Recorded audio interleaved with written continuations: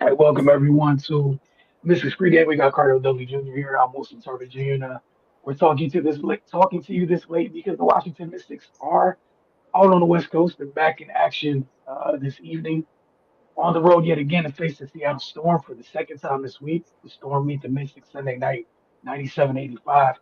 In that one, we saw Natisha Hotteman and Slavia Johnson lead the Storm to the win. Natisha Hotteman had that big first half.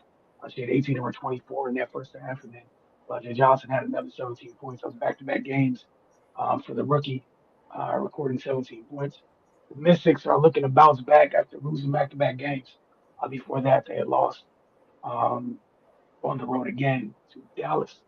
The Mystics are now 2-3 on the year after the win over the Mystics. Seattle is now 3-4 on the year. Injury report.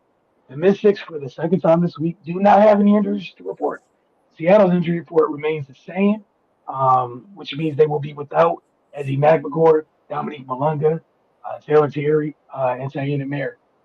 So, Cardell, what does Washington need to do better and or differently in this outing against Seattle to leave with the W? Shoot better, move the ball better, shoot better from deep and move the ball better. And definitely, most definitely, find a way to slow down Hydeman. Hydeman blew the game over, honestly, pretty much by herself early in the first half. And the Mystics was facing an uphill battle from there. And they still had the opportunity to win the game. So it's simple things that they need to do. It's not so simple if they don't all buy in and really buy in to consistently do the necessary things to win, which is defend properly, be on the string as a team, rebound, move the ball so players are getting in rhythm shots instead of having to force tough shots over contested. I mean, over defenders running out contesting your shot. Um, just play unselfish basketball, efficient unselfish basketball on both ends, and they'll be fine. Um, and stay poised. Teams gonna go on a run, especially on the road. Can't get overwhelmed and let that just continue to build and build till what happened on Sunday happens where you just can't come back. It's just too large of a gap, too big of a deficit for you to come back. So yeah, definitely do those things, man. And transition defenses starts with that. Got to talk so you're not cross match and having different people guard players that they're not accustomed or should be guarding. I feel like if they do those things, just shoot, be more attentive on defense, move the ball, they can be in position to try to win this game and slow down Hyman, obviously, because she's the head of the snake. Yeah, I'm right with you. Just kind of getting back to that level that defense was at through the first few games, and then the evergreen thing is moving the ball. You mentioned it. What is it? Game six. We mentioned it for 5 games. Um, so yeah, they have to because it's been a struggle. So even in Sunday's game, they didn't turn the ball over as much. But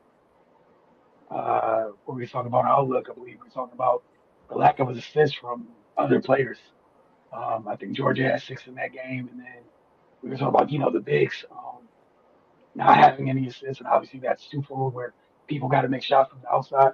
I'm also interested in seeing. I know one of the things we mentioned was just if we're going to get a more of a clear idea what this rotation looks like, because again, this is the second time that everybody's been available yet again. Um, I think you brought up a great point for what it might be, what it's been for Cody McMahon, and then obviously like it's on Cass Prosper, Mhm. where because of the injuries, both of them had got starts already this year, and then now figure out how to come off the bench and play. That's something where for rookies that's something to deal with as well.